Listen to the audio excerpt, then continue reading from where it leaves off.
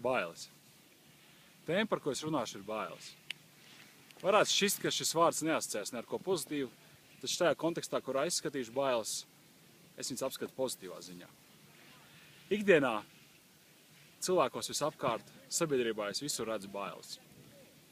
Es redzu, kā bailes vada cilvēkus, liek viņam izdarīt konkrētas izvēles, vada viņa rīcību, rezultātā veido ieradumus, raksturus un pat likteņus. Bailes liek domāt cilvēkiem maziski.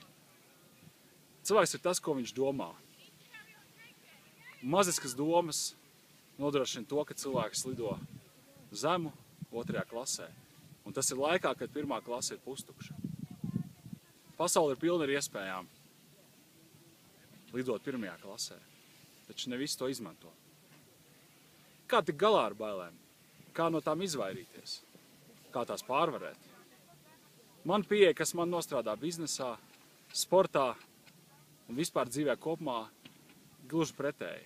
Nevis izvairīties no bailēm, bet pievilkt tās klāt, aplūkot no visām pusēm, identificēt, saprast, kas tās ir par bailēm, un tad tās palaist kaut kur prom izplatījumā.